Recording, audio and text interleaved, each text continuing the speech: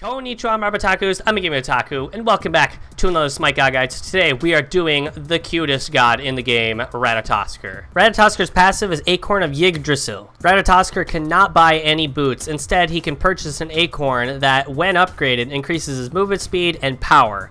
This acorn can be upgraded anywhere on the map and can heal Ratatoskr when successfully landing an ability. Ratatoskr's first ability is Dart. This is a dash ability that will stop at the first enemy god hit. This ability will also deal damage and slow any enemy hit.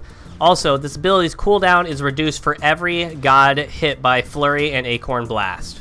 Ratatoskr's second ability is Flurry. This is an AoE ability that does damage and reduces physical protection to all enemies inside the radius. Ratatoskr's third ability is Acorn Blast. Ratatoskr throws 3 acorns in a cone directly in front of him. This ability will deal damage for each acorn successfully hit, and if an enemy is hit by all 3 acorns, they will be stunned. Ratatoskr's ultimate is Through the Cosmos. Ratatoskr jumps into the sky and then can continue to jump to 2 more branches before coming down. When Ratatoskr lands, he will deal damage and knock up all enemies inside the radius. This ability can be canceled at any time, bringing Ratatoskr down. Alright, so Ratatoskr's combos, there's a couple variants, but it's kind of just the same thing in a sense, but you could just dash in, get your slow off, smack him with the stun, then the protection shred, or if you don't want to be as risky, then you could do the 3-2, or what you want to do, or what you could do, in my opinion, is probably the better option, is that you do this, and then the protection shred, and then you hit them with the stun, because then your acorns do a lot more damage because their protections have been shredded.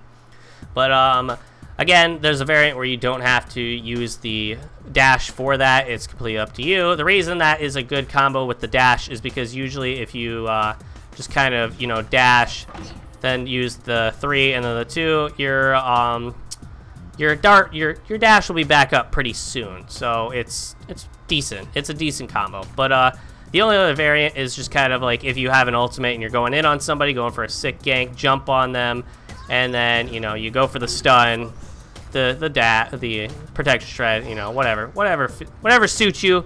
Rat's combos are pretty plain simple, multiple combinations of doing it. But we are gonna jump on over to the pros and cons. Alright, so Rat does have quite a bit going for him in the pros department, so he does have quite a bit of mobility due to the fact that his dart ability is up pretty quickly since he gets 1 second knocked off, you know, for hitting a god with Flurry and Acorn Blast. But also, he does have an ultimate that can get him pretty much halfway across the jungle in a horizontal manner, not a vertical manner.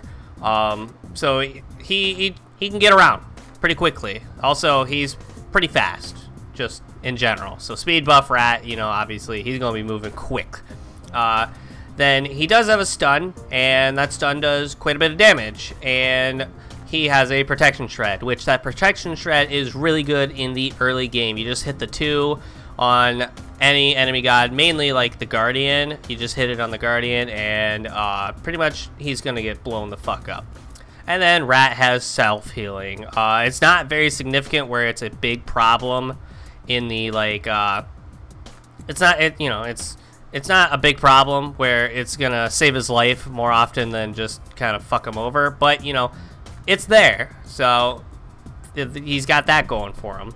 But then Rat doesn't really have a whole lot of cons, but the ones he has are pretty big ones. So he is really squishy. He's pretty much an all-in god. He just kind of goes in, uses his entire kit, and hopes that he gets a kill.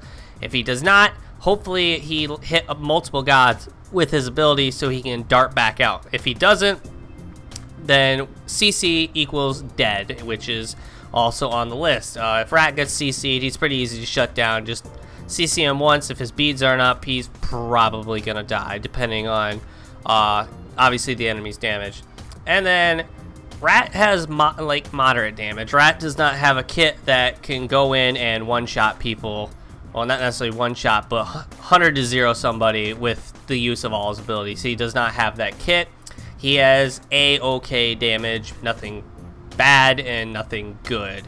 So that's really all he is for the pros and cons. He doesn't really have a lot going for him, going against him, and he has a lot going for him, but they kind of balance each other out. But then that is it for the pros and cons. We're going to jump on over to the order in which you should level up your abilities. This is not a you need to do it, even though I just said you should level up your abilities, but you know, whatever.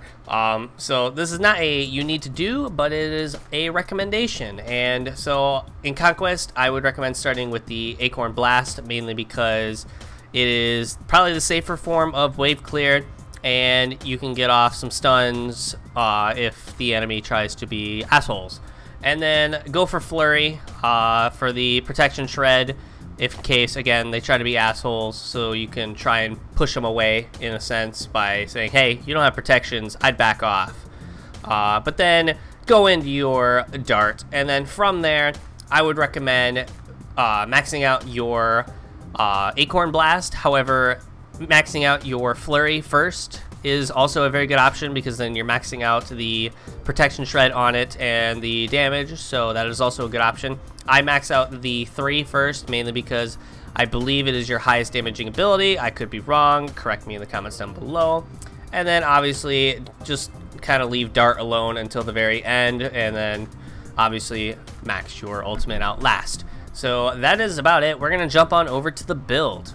Alright, so we are going to jump on over to the build, and Ratatoskr is a little bit of an iffy assassin. You can build him multiple ways, and again, as I say in every God Guide, the build is a recommendation. It is not a you have to build this to win build. It is a recommendation, and I'm hoping that newbies will take this build and evolve it into something that works better for them. This is something that works for me, so just deal with it. Bluestone and Boomba is just kind of the jungler meta right now, because it's actually good. Then finish your Acorn of Yggdrasil. I know I probably pronounced that wrong here and over in the abilities, but fuck it. And then I jump into Heartseeker.